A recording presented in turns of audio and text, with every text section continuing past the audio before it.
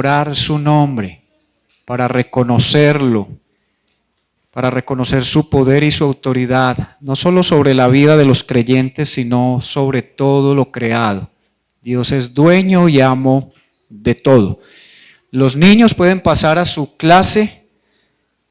Los demás pueden ponerse de pie, por favor, y miren si hay alguien nuevo entre nosotros y le da la bienvenida, le saluda. Alguien de pronto necesita un abrazo, así que si quiere darle un abrazo a esa persona, hágalo.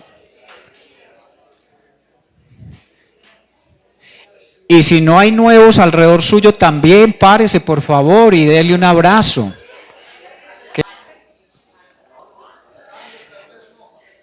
¿Saben por qué también nos saludamos? Porque es una bendición darnos cuenta que Dios nos ha dado un día más de vida. Eso es lo que celebramos hoy. Nuevas son las misericordias de Dios. Si estamos acá, eso es una evidencia de su misericordia. Muchas personas, algunos partieron a la presencia del Señor esta semana.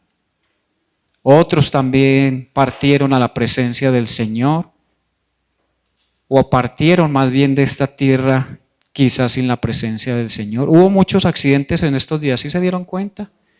La mayoría de muertos jóvenes, en motos, accidentes de motos.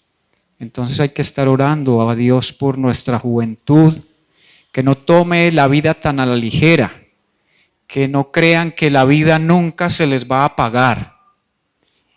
Y que no piensen que no les espera nada al otro lado. Al otro lado está Dios esperando para juicio.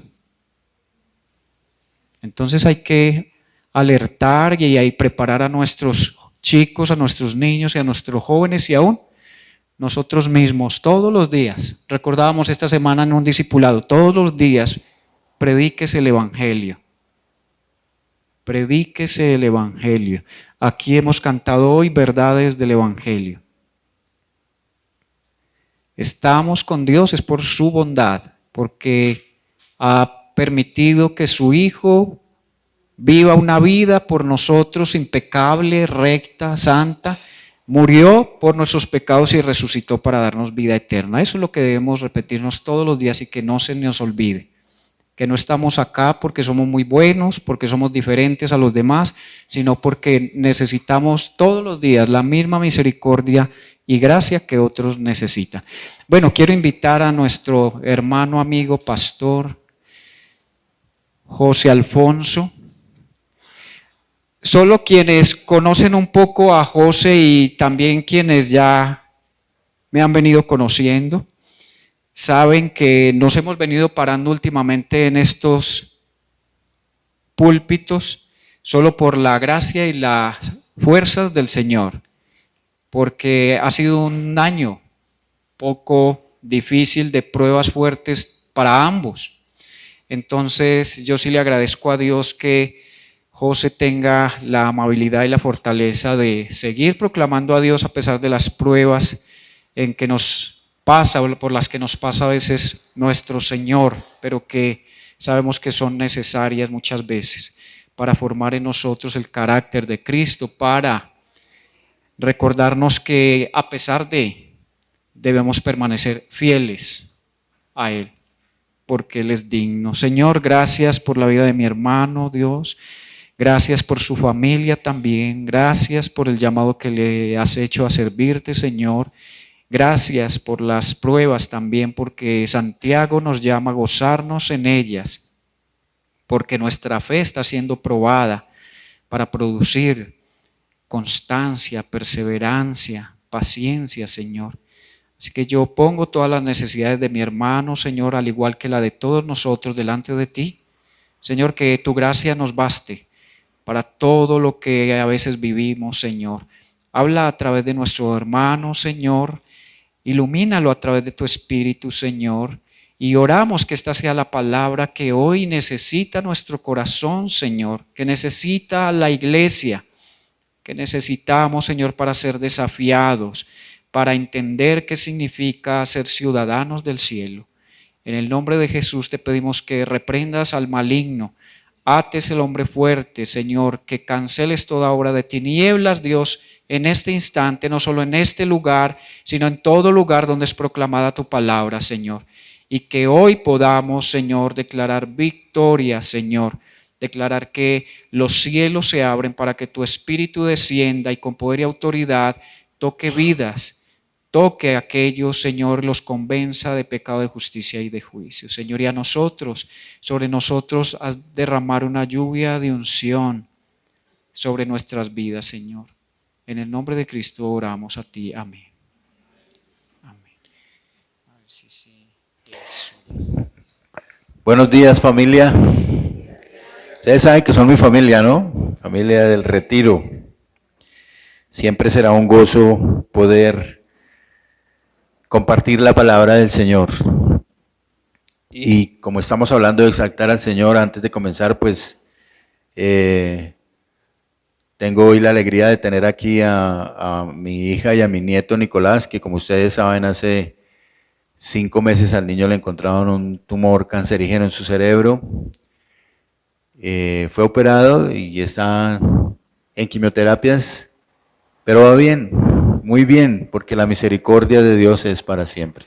Porque Dios es bueno y su misericordia es para siempre. Entonces, sí han sido tiempos difíciles, pero el Señor es bueno y su misericordia es para siempre. Y debemos exaltar al Señor a través de todas estas cosas, aunque a veces son dolorosas, pero debemos exaltar su nombre. Mi padre también hace exactamente 15 días le amputaron su pierna izquierda, porque también estaba invadida de cáncer.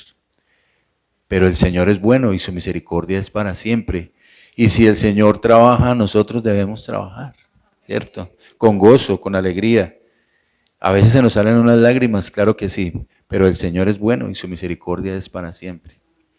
Quiero en esta mañana llevarlos al libro de Filipenses, y ustedes han visto allá el título de la predicación de esta mañana, se llama La autohumillación del creyente. Y yo quisiera preguntarles un momentico, ¿qué se le viene a la cabeza, o los que ya habían visto este título, qué se le vino a la cabeza? La verdad, ¿qué se le vino a la cabeza cuando leyó allá la autohumillación? Eso suena, tararán. ¿Yo por qué? ¡Ah, qué buena respuesta! ¿Quién más piensa qué? ¿Qué se le viene a la cabeza cuando le dicen la autohumillación del creyente? ¿Qué piensa usted? Como difícil, ¿no? ¿Cierto? Eso suena como raro.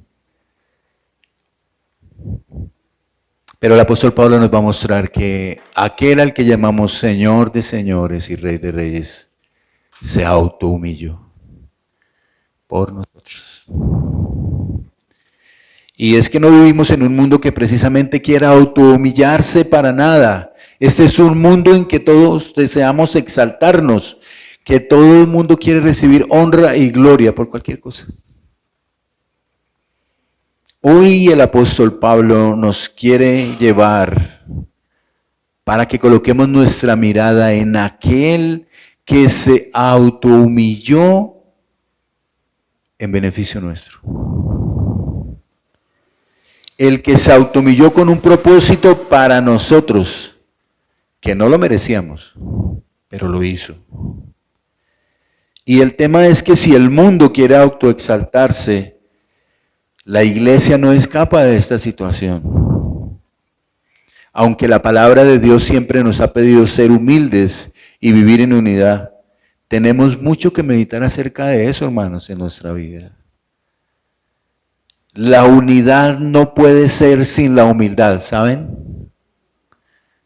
La unidad de la iglesia y de la familia, del matrimonio, no puede ser sin la humildad.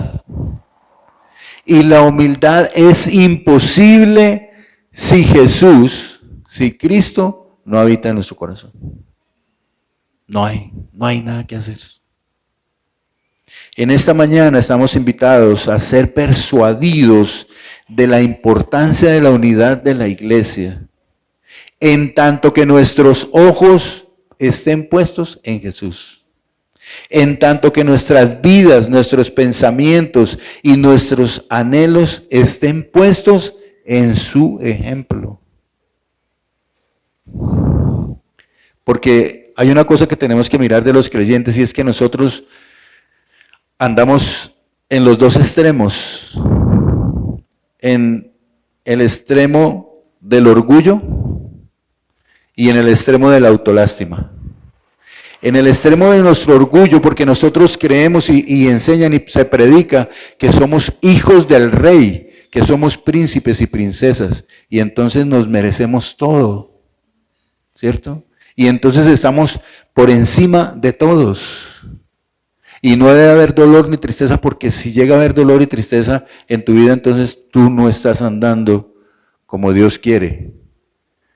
Por ahí quién sabe qué pecado oculto tendrá para semejante sufrimiento. Pero también estamos en el otro extremo, en el extremo de la autolástima. Pobrecito yo, como dice Job, capítulo 25, 6, o en el Salmo 22, 6, ustedes encuentran que el texto habla del gusano de Jacob.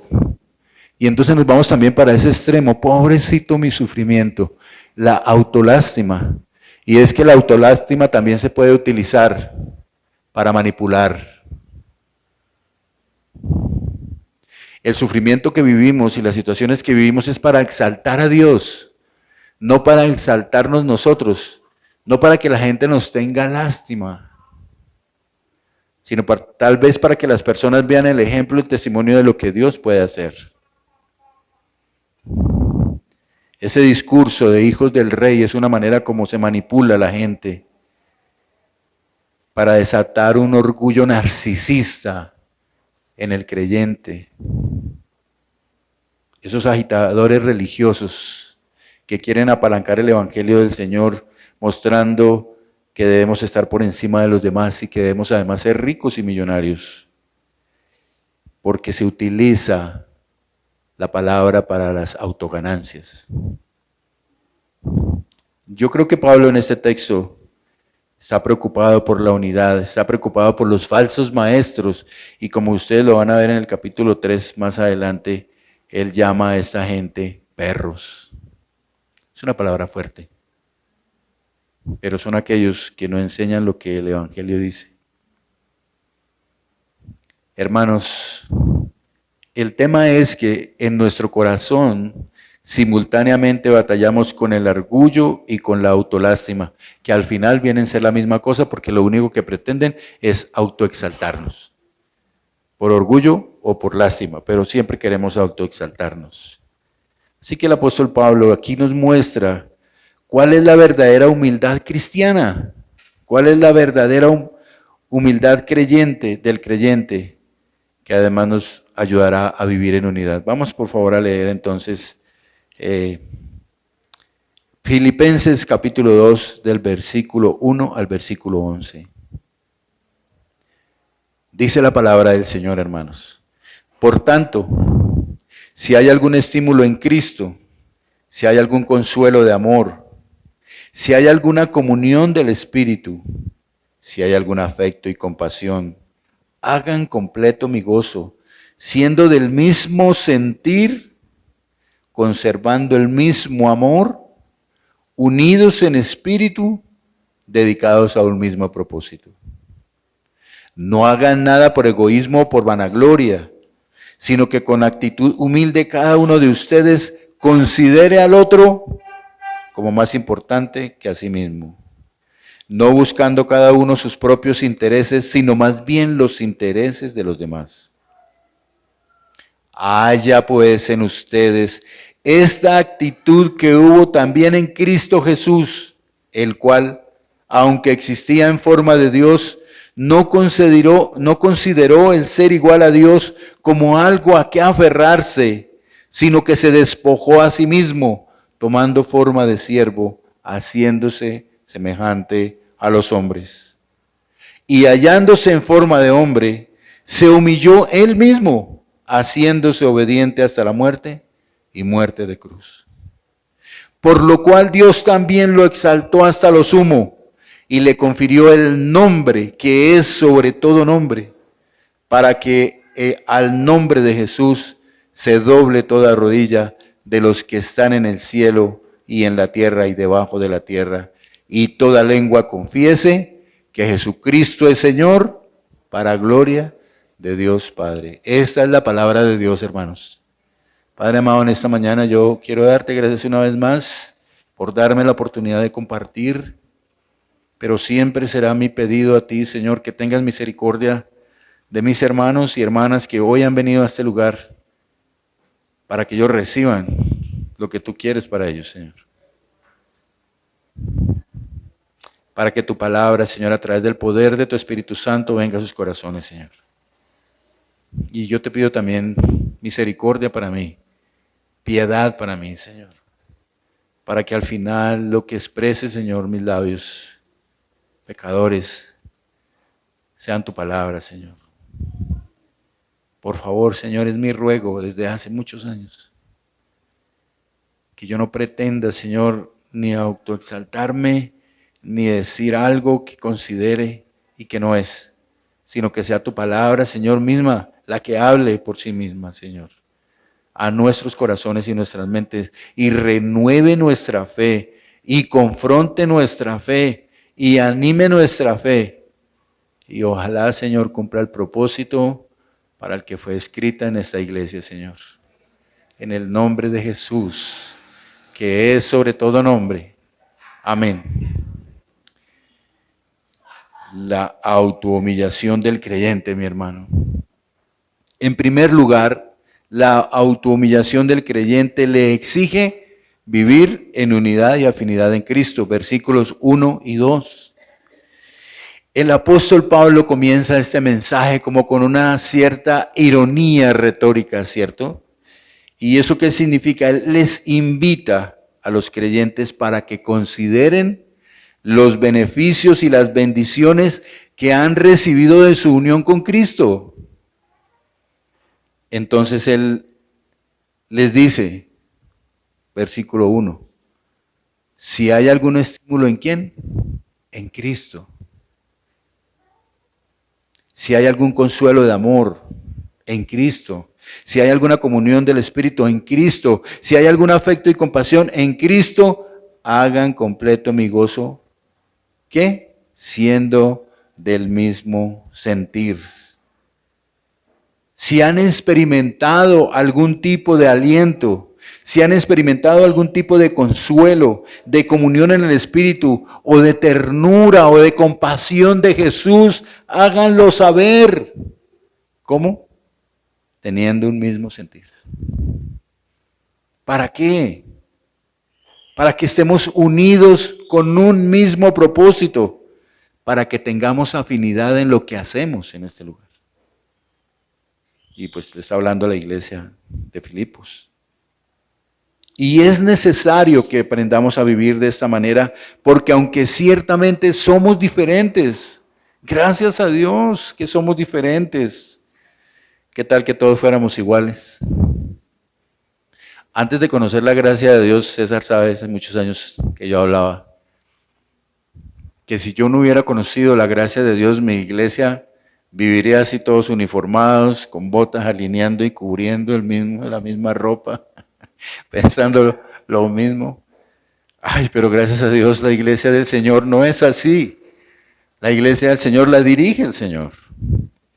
Y qué bueno que algunos pensemos diferente y que tengamos maneras diferentes de hacer las cosas, pero al final lo que quiere Dios es que esa diversidad la unamos para que tengamos un mismo propósito y una misma afinidad en Cristo. La unidad no se trata de ser iguales, hermanos. Cada uno hace las cosas de manera diferente. Entonces, ¿qué es lo que permite la unidad? ¿Cómo se puede tener un mismo sentir, como dice en el verso 2? Pablo dice que la comunión, el consuelo de amor y el afecto y la compasión vienen de Jesús. Para nosotros poder vivir en unidad, para poder tener una afinidad, para poder tener un mismo propósito, ¿de dónde viene eso? De Cristo. de Cristo, no es de nosotros. No es ni siquiera la mínima intención que nosotros podamos vivir así. Entonces el primer paso para entender la humildad es que esta no viene del corazón humano. Eso es lo primero que debemos entender. Eso no viene del corazón humano, sino que viene de Dios que transforma nuestro corazón. ¿Tienen ustedes un mismo sentir aquí?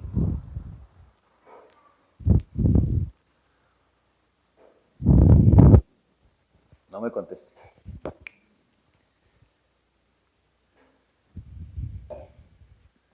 Y cuando hablo de tener un mismo sentir, no estoy hablando de palpitaciones ni de emociones de algún momento. Estamos hablando de una comunión con Cristo que nos lleva a la unidad unos con otros. Es eso. El mismo sentir es evocado por Pablo en el tipo de amor. Miren que él menciona consuelo de amor, comunión del Espíritu, afecto y compasión.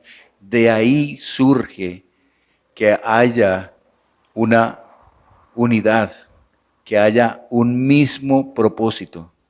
Y finalmente entendemos que estar juntos y unidos no es una decisión que ustedes tomaron, porque el querer como el hacer lo pone Dios en su buena voluntad.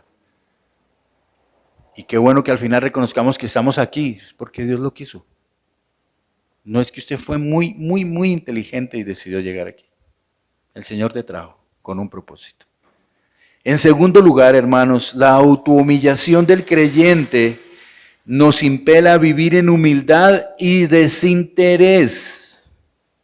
Y lo primero que hace Pablo antes de hablar de humildad es que dice lo que no es.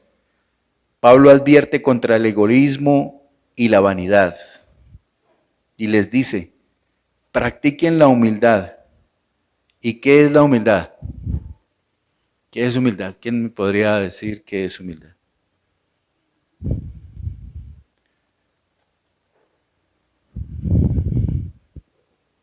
Vivir en un barrio pobre, no tener estudio, trabajar en una fábrica, perdón, no se me ocurrió otra cosa sino preguntar, trabajar en una fábrica. ¿Qué es la humildad? Miremoslo en el texto nosotros mismos. ¿Qué dice el apóstol que es la humildad? Miren lo que dice él. La humildad es considerar al otro como más importante que a sí mismo. Eso es ser humilde.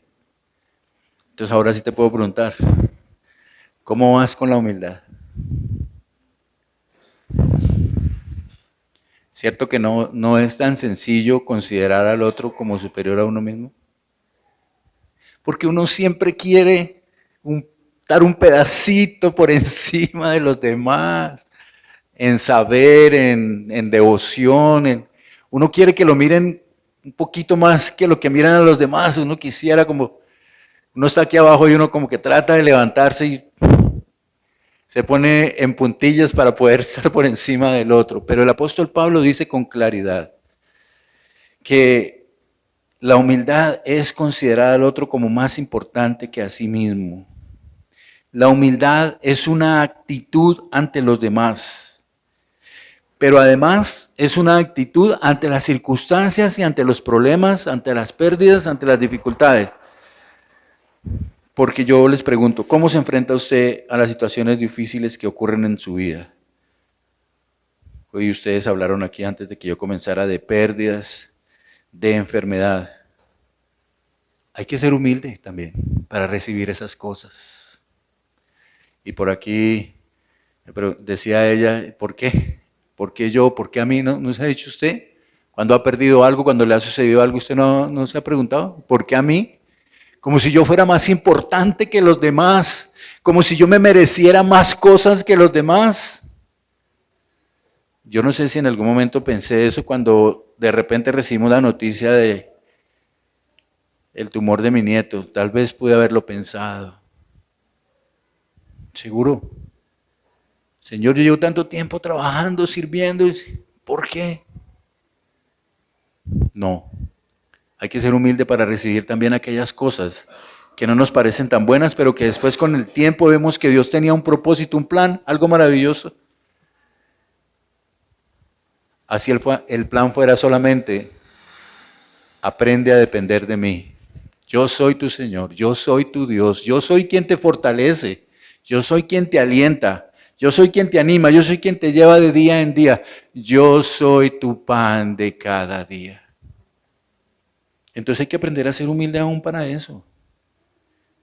El texto también dice que la humildad es amor por el otro. Miren que luego él dice, versículo 4, no buscando cada uno sus propios intereses, sino más bien que los intereses de los demás. O sea, eso es amor por el otro. Eso es amor por el otro. Que miremos los intereses de los demás. ¿Qué significa eso entonces? ¿Saben? Cuando a veces nosotros verdaderamente le ponemos atención a la necesidad de otro, al dolor del otro, ¿saben que eso alivia nuestro dolor? ¿Saben que eso calma nuestra angustia? No porque lo que nosotros estemos sufriendo no sea fuerte, no sea duro, no esté en las manos de Dios, sino porque a veces hay dolores que son muy fuertes en otros. Y sobre todo que hay dolores que están en personas que no tienen la esperanza que usted tiene, que Jesús está con usted, que el Señor es su pastor, que con Él nada le falta. Hay personas que sufren de esa forma tan terrible, no tienen esa esperanza. Entonces debemos mirar qué significa eso. Claro que tenemos necesidades, claro que tenemos dolores. Debemos de aprender a mirar el dolor del otro, aún en medio del nuestro. Aún en medio del nuestro. Porque Cristo aligera nuestras cargas. Quiero volver al versículo 3 donde Él dice, no hagan nada por egoísmo. ¿Qué es el egoísmo? A mí me gusta preguntar, a ver si de pronto lo que tengo yo aquí es igual a lo que ustedes creen. ¿Qué es el egoísmo? Alguien que me diga alguna cosa.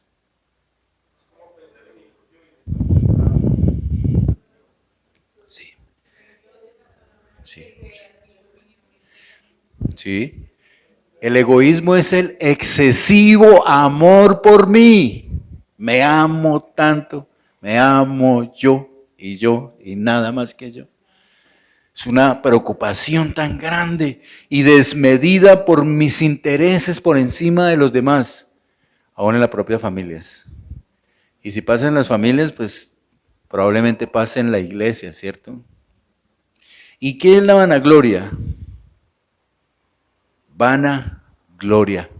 Es que la palabra lo dice, ¿no? Vanagloria. Es ese deseo desordenado de prestigio, de fama, de que todo el mundo me conozca, del aplauso, de la admiración de los demás, o simplemente de que me aprueban. Yo me pregunto, si Jesús estuviera aquí hoy, yo sé que Él está, pero si Él estuviera aquí en persona y Él tuviera Facebook e Instagram, ¿qué imágenes colocaría Él? ¿Qué imágenes pones tú? Bueno, ¿qué imágenes pongo yo? ¿Para qué ponemos imágenes en las redes? ¿Qué es lo que miras cuando, a ver cuántos likes? A buscar. Eso es así. Y la gente sufre. Además de que la foto que colocamos ahí, yo tengo que cambiar la mía del Instagram porque es de hace muchos años cuando me casé. Entonces estoy precioso, precioso. Tengo que cambiarla. Pero hermanos, hay eso en nuestro corazón, la autoexaltación, eso está desde el principio, eso está en la naturaleza pecaminosa. Eso estaba en Adán y estaba en Eva. Querían ser dioses. Y el hombre quiere ser Dios. Y hay personas que se enferman. Y pelean en el Instagram a ver si tengo más like que mi amiga. Entonces a veces las mujeres tienen que mostrar más para subir los likes. La exaltación nos lleva. Eso es la vanagloria, porque eso es vano. Hermanos, para que haya eso que vinimos hablando, estos dos puntos, para que haya unidad, afinidad, humildad y desinterés en la iglesia de Dios, debemos despojarnos, debemos autohumillarnos. ¿Cómo? Como Jesús lo hizo. Y ese es nuestro tercer punto, hermanos. Para que haya unidad, afinidad, humildad y desinterés en la iglesia de Dios, debemos despojarnos, debemos autohumillarnos. ¿Cómo? Como Jesús lo hizo. Miremos lo que dice el versículo 5 y 8, que eso sí quiero leerlos porque del 5 al 8 dice, haya pues, dice el apóstol, haya pues en ustedes esta actitud que hubo también en Cristo Jesús, el cual, aunque existía en forma de Dios, no consideró el ser igual a Dios como algo a que aferrarse, sino que se despojó a sí mismo, tomando forma de siervo, haciéndose semejante a los hombres, Señor. Haz que esta palabra cale en nuestro corazón hoy, Señor. Tú eras Dios, pero no te importó hacerse como uno de nosotros. Hermanos, no hay absolutamente ningún ejemplo más grande y maravilloso en el mundo que el que Jesús hizo para nuestras vidas. No hay nada más grande que Jesús, que es Dios, no consideró el que era Dios, sino que se despojó, se desprendió. Él es el Dios del universo, el creador. Él te hizo en el vientre de tu madre. ¿Qué puede haber más que eso? Pero se despoja de su poder, se despoja de su gloria y viene y se hace como uno de nosotros. Y sabemos que Jesús era 100% divino y 100% humano. Pero se despoja, se humilla a sí mismo. ¿Y por qué lo hizo? ¿Cuál fue la razón por la que Cristo se humilló? ¿Perdón? Por amor a nosotros. Y si quisiera pedirle que lo lleve al ámbito mucho más particular, por amor a ti. Porque es tan fácil cuando metemos a todo el mundo en... Pero cuando digo, por amor a mí, que no me lo merecía, que no era digno, porque no somos dignos del amor de Dios. Y sin embargo Él se humilla, se desprende, se despoja. Por la razón que ustedes dijeron, por amor al ser humano, por amor al ser perdido, por amor a los corazones devastados por cualquier clase de violencia. Jesús se autohumilla para volvernos al Padre además, ¿no? Y lo que tenemos que mirar también es que fue de la forma más cruel, como sigue diciendo el versículo 8, y hallándose en forma de hombre, se humilló él mismo, haciéndose obediente hasta la muerte y muerte de cruz. Es terrible tomar una decisión de hacer algo por mí. ¿Puede pensar eso? Que por ti Jesús fue hasta la cruz. ¿Alguien aquí ha sido obediente hasta la muerte? No. ¿Y muerte de cruz? Menos. Hay una historia que escuché del pastor Diego Cardona y que quisiera contarla. Mi esposa dice que a veces yo le cambio las historias, cambio las historias que los demás cuentan, pero es como Dios me pone a mí la historia, ¿no? Mi esposa me tiene paciencia. Espero que ustedes también puedan hacerlo. Él cuenta que, y tal vez ustedes la han oído, la han leído en alguna parte, porque parece ser algo real, pero él cuenta que había un joven estudiante muy juicioso, que tenía a su mamá llena de cicatrices, tenía cicatrices en su rostro, cicatrices en sus manos y en sus pies. Y ese era un buen niño, era el niño que le iba muy bien en el colegio y era felicitado, pero cuando llegaban la entrega de libretas, él nunca le decía a la mamá, nunca le decía. Entonces alguna vez como que la mamá se enteró, dijo, pero bueno, ¿por qué nunca me dice cuando está firma de libretas y eso es lo que los niños más quieren, para que nos den dulcecitos y cosas, ¿no? Entonces el niño le dijo, no mamá, tranquila, no te preocupes, que a mí me la entregan, a mí también me la entregan, y él la traía todo orgulloso a su mamá. Pero en algún momento su mamá se dio cuenta que su hijo tenía una gran vergüenza por ella. Al niño le daba pena llevar a su mamá al colegio donde estaban esas otras mamás, todas bonitas, encopetadas, peinados hermosos, bien arregladas, bien simpáticas. Entonces la mamá lo llamó a él un día y le comentó y le contó la historia de lo que había pasado. Y le dijo, hijo, cuando tú eras más niño, hubo un incendio en la casa. Y yo entré para salvarte. Y me quemé las manos y me quemé el rostro y parte del cuerpo. Ella se quemó por salvar la vida de su hijo. Se quemó para que él estuviera bien. Y yo quiero pensar, que no termino la historia, quiero pensar que Dios hizo eso. Yo quiero pensar que Dios se hizo hombre para venir a las llamas, al fuego, para sacarnos de las llamas del infierno en que vivíamos, para sacarnos del infierno del pecado, de la esclavitud del pecado, de nuestros vicios, de nuestras mentiras, de nuestros odios, de nuestros egoísmos y vanagloria. Él vino para quemarse por nosotros y lo hizo a través de su autohumillación. Él se autohumilló por ti. Yo no sé cómo vienes en esta mañana, cualquier situación que tengas, pero Él se autohumilló por ti. Y esa es la invitación imprescindible del apóstol Pablo, a la que no vamos a poder oír si usted quiere estar en la iglesia. Si usted quiere tener una relación con Cristo, no puede huir de entender que Jesús se humilló por ti. Y si estás en la iglesia, debes entender que la unidad de la iglesia no puede ser sin la humildad de los creyentes. Y la humildad de los creyentes no pueden ser si no hay una relación firme con Cristo. Una iglesia que reconoce su autohumillación por cada uno de ellos. La unidad de la iglesia no puede ser posible si no hay una actitud que imitemos de Cristo.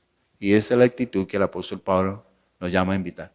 Haya pues en ustedes esta actitud que hubo también en Cristo Jesús, el cual, aunque existía en forma de Dios, no consideró el ser igual a Dios.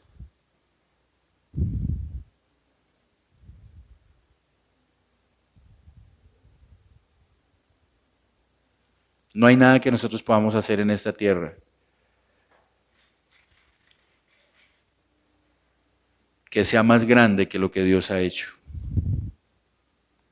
que merezca una exaltación como Dios lo ha hecho.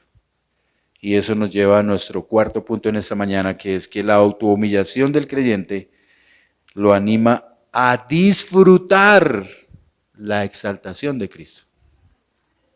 No es solamente reconocer que Cristo se autohumilló, sino que Dios lo exalta. El costo de la autohumillación de Cristo tiene además la exaltación. Dios lo exaltó hasta lo sumo, dice la palabra, y le confirió un nombre que es sobre todo nombre. Un nombre que él tenía ya desde el principio, pero que cuando se autohumilló, digamos entre comillas, lo perdió. Pero cuando Jesús muere en la cruz y luego resucita de entre los muertos, Dios lo exalta y lo pone nuevamente en el lugar que le correspondía.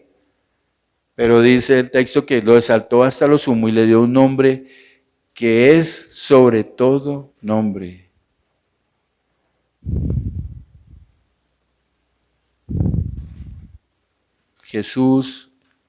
Dios el Padre exalta a Jesús por sobre todas las cosas, por haber sido obediente. Y obediente hasta la muerte y muerte de cruz. Eso sí, mis hermanos, Dios no nos promete nada especial, sino únicamente la exaltación de Cristo. Y si usted tiene una comunión con Cristo, una verdadera relación con Cristo, deberíamos gozarnos de cómo el Padre exalta a Cristo. Porque la exaltación de Cristo finalmente es nuestro triunfo, es nuestra salvación, es nuestra libertad, es nuestra limpieza, es nuestra sanidad. El anhelo de nuestro corazón, hermanos, debe ser ver al Cristo exaltado después de su humillación. Y para exaltarlo, dice el texto, para que en el nombre de Jesús se doble toda rodilla. Nuestra manera de exaltar a Cristo es doblar nuestras rodillas. Y no hablo solamente de doblar nuestras rodillas físicas, sino nuestro corazón entero, completo delante de Dios, nuestra vida doblada delante de Jesucristo, que es digno de gloria y de honra.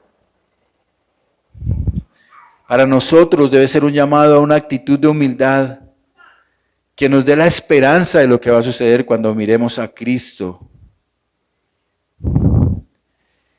Que nos permita glorificarlo cuando veamos ese día especial en donde toda rodilla, porque así va a ser, toda rodilla en el cielo y en la tierra, y miren, hasta debajo de la tierra, hasta los demonios se doblarán y confesarán que Jesucristo es el Señor. No importa lo arrogantes que hayamos sido, no importa lo vanagloriosos que hayamos sido, no importa si no recibimos a Cristo, no importa si no vimos a Cristo, un día se doblarán nuestras rodillas y confesaremos que eres el Señor. Pero qué bueno que lo hagamos siendo sus hijos, creyendo en Él.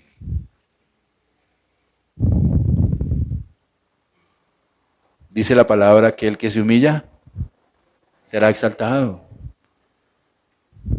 Entonces un llamado para nosotros es que si nosotros nos autohumillamos como creyentes, por el ejemplo de Cristo, por supuesto, y por amor a otros también, Dios nos exaltará, no sé cómo.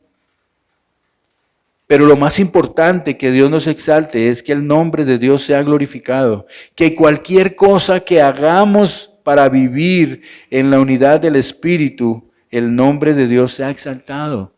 Y nosotros decimos que todo sea para la gloria de Dios. Todo lo que haces en la iglesia. Pero como vives tu vida debe ser para la gloria de Dios, lo que piensas, cómo hablas, cómo te enfrentan a circunstancias, aún como les decía ahora, como cuando recibes las pruebas, el dolor, la pena, la enfermedad, el sufrimiento, es para glorificar a Dios. Es para exaltar a Dios el Padre. Quiero terminar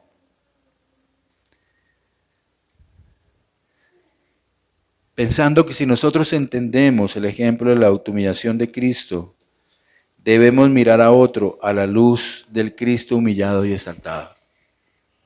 Si todos aquí somos creyentes, si todos somos hijos de Dios, que lo somos, debemos mirar al otro a la luz de lo que Jesús hizo, no de lo que nosotros hagamos y pensemos. Ver a los demás a la luz del Cristo humillado y exaltado es una nueva forma de vivir el Evangelio. Ver al otro como superior a mí, sin caer en idolatría, ¿no?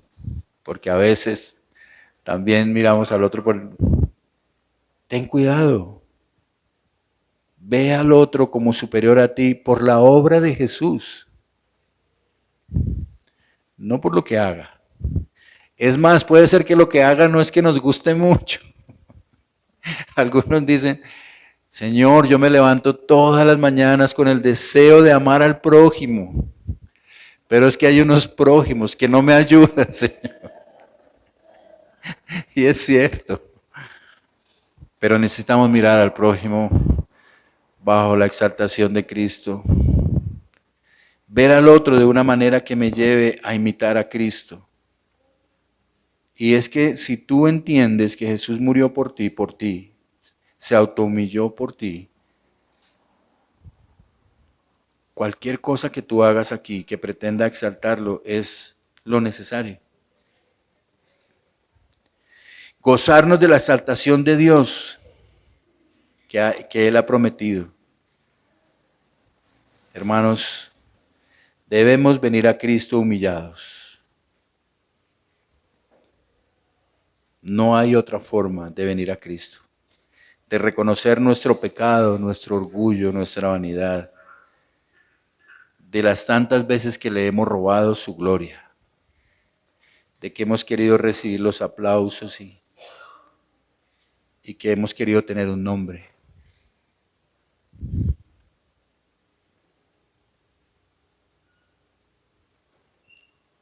¿Qué haces para humillarte a ti mismo? ¿O qué hacemos para humillarnos a nosotros mismos? El apóstol Pablo lo dice, ver a los demás por encima de nosotros, preocuparnos más por los intereses de los demás que por nosotros mismos. Tener el mismo sentir que hubo en Cristo, que se humilló a pesar de lo que Él era. Todos los días tenemos que batallar con el pecado de la autoexaltación y el orgullo. Esa es una realidad nuestra. Pero ¿cómo debemos cultivarlo? En las pequeñas cosas, aún lo que les preguntaba ahora de las redes. Las redes son una forma de autoexaltar al ser humano y siempre colocan todo lo bueno, maravilloso y lo que compraron y donde estuvieron. ¿Qué tal si piensas en un momento, bueno, yo voy a hacer este viaje, pero no voy a publicar ni una foto?